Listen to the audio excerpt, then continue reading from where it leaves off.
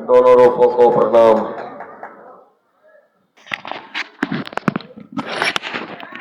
लोग सुन रहे थे, सुनो अही बात चीर हमारी, भविष्य तक में यह बात सही संबोधित करते रहे। या सुनैना जी का विचार को हम लोग सुन रहे थे कि जो धरती पर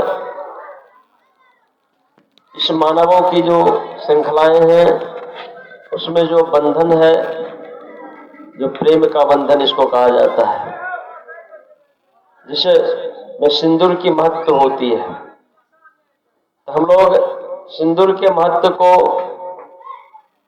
ऐसे भी देखते हैं कि प्रसंग में सुनते हैं कि भगवान श्री राम जब जंगल में थे तो माता सीता लंका में थी। तो हनुमान जी को जब यह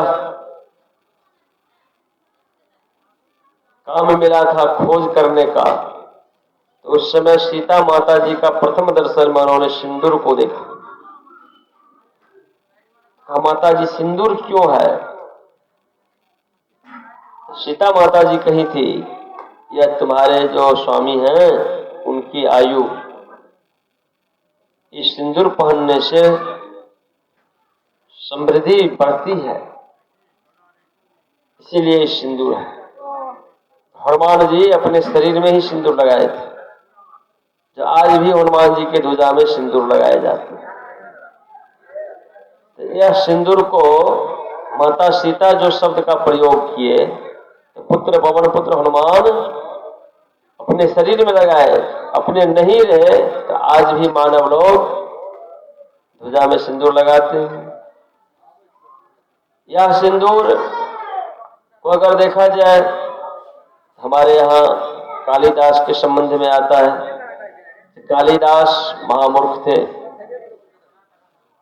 जब राजा भोज अपनी बेटी प्रत्योत्मा के शादी के लिए योग्य वर खोज रहे थे, उसमें बहुत सारे वर को छांट दिए गए थे। एको हम ब्रह्म दैत्यो ना, यह विचार कहते थे मैं एक ही हूं, ब्रह्म दूसरा नहीं। लेकिन जब कालिदास जी का बारी आया, सबसे पहले दृश्य में क्या देखा गया? जिस डाल पर बैठा उसी डाल को काट रहा है। तो सबों ने निर्णय लिया कि हमारी बेटी को ऐसे ही दुल्हा चाहिए, और ले गए वैसे दुल्हा को।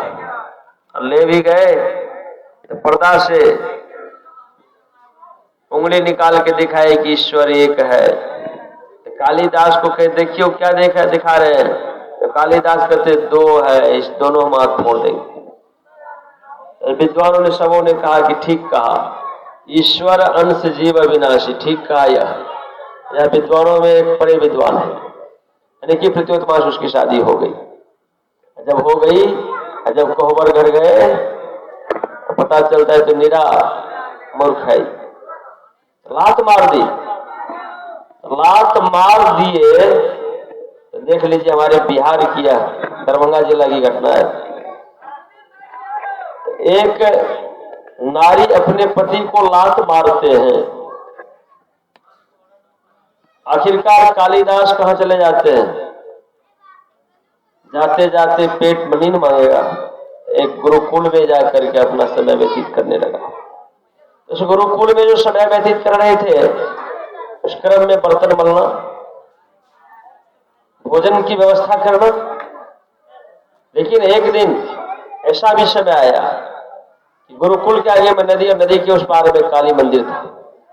उस काली मंदिर में दीप जलाने का व्यवस्था था। विद्यार्थी लोग जाते थे। नदी में बहुत पानी आ गई, तो अपने जान बचाने के लिए समूह ने सोचा कि कालिदास तो मूर्ख है, इसी को भेज देते। गए तो सही, यहीं पे कहा त्रिया चरित्र पुरुष भागो देवो न जानत। कैसे चरित्र होते हैं कि कालिदास जी गए सही काली मां के मंदिर में, दीप जला भी दिए, और एक ख्याल था कि आना कोई निशानी लेके आना। गुरुकुल में तो निशानी की बात कही गई थी। जब वह हाथ में काली पोत करके काली मां के गाल में लगाने की बात सोच रहे थे, काली मां ही प्रकट हो गई। निश्चल मन की ये प्रेरणाएं, उसमें गांठ नहीं था,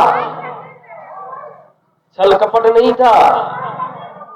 वह निर्मल मन से काली मां की तरफ जब हाथ उठाते हैं तो काली मां प्रकट होकर और शब्द में कहती है, बेटे ये कालिख लगाने की जरूरत नहीं है, तुम्हारे अंदर में ही हम परमानेंट अपनी शक्ति डाल देंगे। तुम जिस पुस्तक को उल्टाओ, जो आजकल हम लोग फोटो स्टेट करते हैं या मोबाइल करते हैं, हम तुरंत उसको खींच लेते हैं फोटो या उसकी आवाज को। उस समय काली मां हमारी बिजली की कोई यंत्र का योग नहीं किया, शक्ति संचार कर दिए और कालिदास विद्वानों में ऐसा विद्वान बन गए। उन्होंने लिखा है आज राजा राजे पूज्यत्रे विद्वान सर्वत्र पूज्यते। राजा राज में ही पूजे जाते हैं, लेकिन विद्वान की पूजा पूरी दुनिया में होती है। इसका प्रमाण हम चले स्वामी विवेकानंद के जीवन से देखें। कलकत्ता में जब वे रामदयाल पांडे जी के पास पढ़ने जाया करते थे तो वे नास्तिक व्यक्ति थे, लेकिन एक दिन रामदयाल पांडे जी को देखते हैं एक कागज के टुकड़ा लेकर के रो रहे हैं। उसने गुरुदेव कागज के टुकड़ा लेकर रो रहे हैं। क्या जानोगे, मैं 3 दिन से भूखा हूं, पूरा परिवार। लेकिन अब भगवान शिव की कृपा देखो, काशी से 10 रुपए का टेलीग्राम भेजे मेरे परिवार को, मुझे भी प्रसाद ग्रहण करने का मौका मिल रहा है, इसलिए उसकी कृपा पर हो रहा हूं। स्वामी विवेकानंद का पूर्व नाम था नरेंद्र नाथ। क्या सच में भगवान भलाई करते हैं? देख रहे हो ना, मेरे सामने में है भलाई का टुकड़ा, कागज का टुकड़ा। उसी समय में आंख बंद किए थे और आंख बंद किए। जब उनको घर ले गए, जब आंख खोलने की बारी आई तो कहा आंख खोलने से मुझे खतरा नजर आता है, आंख बंद करने में ही शांति नजर आता है। और उसको कहां ले गए? बेलूर मठ रामकृष्ण परमहंस जी महाराज के पास। कहा विवेका, संस्कार जब जगा क्या मिला? विवेकानंद जी महाराज अमेरिका में जाके भारत का मुख उज्ज्वल किया और आज पूरी दुनिया में उनकी पूजा होती है। तो कालिदास जी ने जो किया वह एक काम स्वामी विवेकानंद जी ने भी करके दिखाया। और जब उनकी तस्वीर को खींची जाती थी अमेरिका में, तो उसके पीछे में दैविक गुरु की चित्र आते थे। पूछते थे ये किनकी चित्र है? का मेरे दैविक गुरु का चित्र है। इन्होंने ही मुझे यह प्रबोधन करने का ज्ञान दिया। आज हम लोग संतमत के सत्संग के मंच पर बैठे हुए हैं। जिस संतमत सत्संग को गठन करने में हमारे सदगुरु महर्षि परमहंस जी महाराज की जो भूमिका रही, और इस भूमिका में इन्होंने अपने जीवन काल में क्या सब दर्शन दिया। सबसे पहला दर्शन तो यह कि बाल बच्चों के साथ ही यह योग की साधना की जाती है। एक ही शब्द में गृहस्थ जीवन को इन्होंने हटा के नहीं बल्कि बिल्कुल सटा के रखा। अपने रहे बैरागी, लेकिन उनका वाणी जो भी है, इसको संत कबीर साहब कहते हैं, अवधू भूले को घर जो लावे, सो जन हमको भावे। घर तजी बन नहीं जावे, जो आदेश है ऊपर में भी, घर को तज करके वन में नहीं जाना है। तो वही बात को हमारे संत सदगुरु महर्षि परमहंस जी महाराज ने भी हम लोगों को यही संदेश दिया कि आपस में मेल से रहिए और जहां रहे वहां सत्संग करें। चेतन आत्मा से परमात्मा का दर्शन होता है।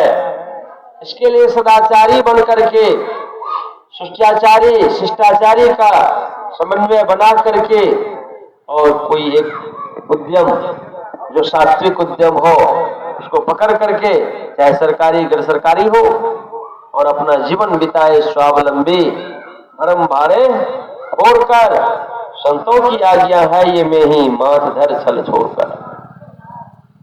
आज हम लोग देख रहे हैं इस बात को।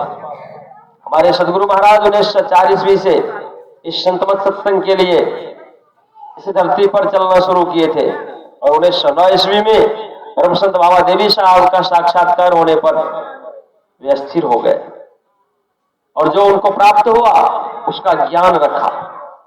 वह ज्ञान कैसा रखा? हे अंध बने फिरते बाहिर, अंतर पथ भेद न थे जाहिर, हमें बोध बुझाए सुझाए दिया गुरु साहब बाबा देवी ने। क्या सब बुझाया? सुखमन घर में ध्वनि धार बजे, चढ़ी श्वेत सुरत सो धार भजे, अनहद उलझन तज युक्ति, सत्य ध्वनि की सत्य युक्ति दई गुरु ने।